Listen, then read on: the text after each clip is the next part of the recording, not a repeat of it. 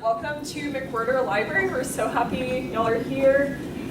Just want to say welcome to the second NEDTalks. This was started last fall, and NEDTalks offers faculty and graduate students at the University of Memphis an opportunity to share their recent research in short 15-minute presentations.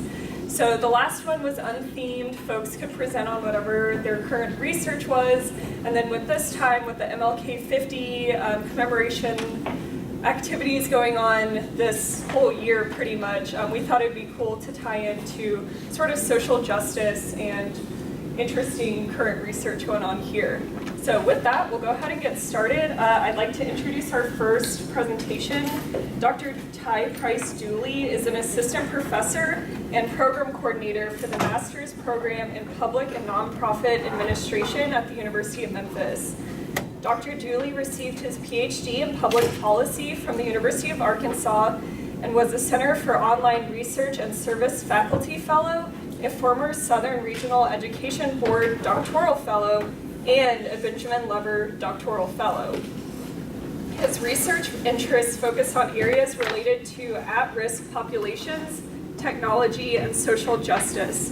Dr. Dooley's research has been featured in the Journal of Youth and Society, e-Mentor, and the London School of Economics Public Policy blog. Please welcome Dr. Dooley.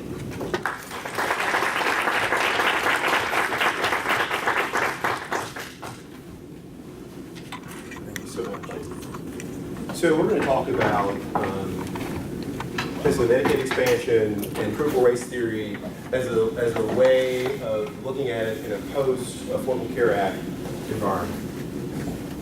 So before we actually start talking about it, though, we have to the story kind of begins back in 1968.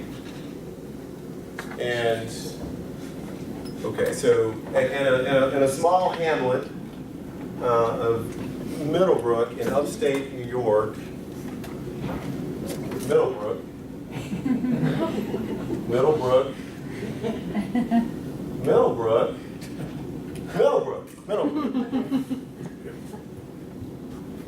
where this guy named Fred Waldo, invited a number of the top scholars and young Thundercats of the area, of that era, to come and talk about public administration. So these were public administration researchers. And if you think about the 60s, there was a time frame that was, you saw the civil rights movement coming into its own, huge changes in society. We saw the feminist movement coming into its own. We saw student protests. We saw people protesting against the Vietnam War. A time of great upheaval. And what they were concerned about when they met at Middlebrook, they were concerned that perhaps that, number one, that they couldn't actually take part and participate in these protests. Because up to that point, the dominant paradigm was that, you know, a public administrator doesn't interact, they don't engage. You're the technocrat, you're the neutral competence. They feared something even greater, that they would be charged with stopping or putting down these protests. And so they discussed this nature of justice. There are many things that kind of came out of Middlebrook. Well, one of the things was justice. Now here's the thing though, because they were researchers and scholars, why use one word when you can use 2 or 5 or 10 or 20 or 100? And so they called it social equity. But social equity was one of those things that came out of Middlebrook. Fast forward a few years, and arguably one of the America's greatest philosophers constructed his treatise, his theory of justice, in the early 70s, John Rawls. And in it, Rawls postulated, dream with me if you will, let's go along with John Rawls, that he thought of a society, if you're constructing it, where you would know where you were going to be. Now you still had all your faculties, but you didn't know if you were going to be the king or the janitor. how would you design your society? And in that, we said that justice and the nature of social equity would be critical. Now we fast forward a little bit more into the 80s and the 90s. Oh. And as it relates to government, we had Ronald Reagan, we had Bill Clinton, who were in office in the 80s and the 90s. And we all know during that time frame there was a rapprochement in a sense, there was a pulling back of national power and authority under the Reagan administration, and really capped off by Bill Clinton and his famous quote that the era of the government is dead. The institution of government probably shouldn't be used to go ahead and do some of these things, combat some of these things. And so then we move on to Susan Good.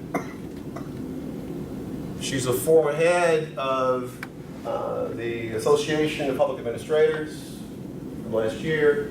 She's written extensively on social equity and issues of justice. And in fact, she, in her latest text, talks about it being a nervous area of administration. People don't like to talk about race and justice and equity, but it's something that you have to do. So that kind of leads us then to critical race theory. At the same time that our discipline was talking about issues of equity, critical race theory emerged, and it owes its origins really to critical legal theory and critical feminist thought, which were themselves a pushback against the dominant positivistic paradigm. Sort of a postmodern sort of talking about things, really. And so critical race theory says that the founding of our nation, this nation wasn't founded for us. It wasn't founded for African Americans. Built into every institution, there's a racial or a racist component to advance white privilege. And that any sort of gains that have happened since the founding of this nation were in spite of the founding fathers, not because of them. Now, I show these because in policing, it's been in the news a lot in the last few years. And it's an obvious place to go ahead and look and to see the distinction, right, where policing is not fair, is not equitable, is not just.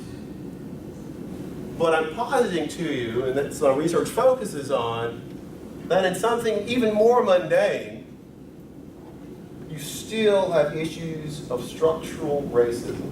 And so, when we looked at, and that takes us to Medicaid and Medicaid expansion. Now, for those that don't know, Medicaid is a program that is designed to go ahead and provide health care to the poor. Now that's expensive, by the way. Providing health care is an expensive proposition. And prior to the passage of the Affordable Care Act, research showed that party control was overwhelmingly the case as relates to whether having narrow Medicaid or more expansive Medicaid coverage. So states that were democratically controlled, were more liberal in ideology, had expansive Medicaid, expansive sort of things. States that were more conservative, Republican controlled, had narrow Medicaid. Because again, it's expensive. After the passage of the Affordable Care Act, and the Affordable Care Act, what it did was it gave states the option.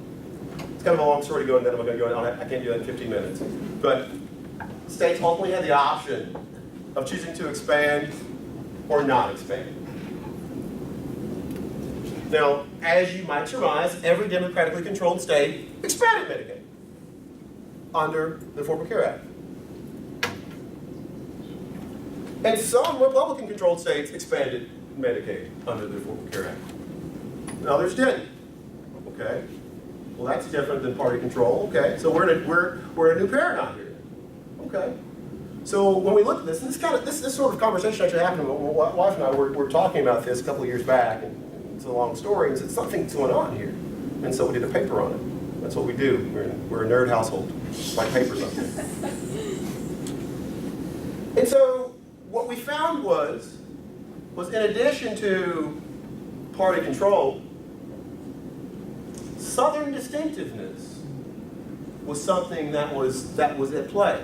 It's also been confirmed by some researchers at Old Dominion. They got there first, so they get the big publication. We didn't. Never mind that one. But Southern distinctiveness was a key sort of component, something different beyond party control. Now, interestingly enough, I took it on my own then to go ahead and dive into looking at the Southern states, and looking at Southern states, and this notion of Southern distinctiveness, and some other correlations sort of came out. You think poverty played a role in it? But the percentage of non-white population did play a role. Huge beta, by the way. Anybody who's a researcher here, huge beta. Huge correlation. Huge impact.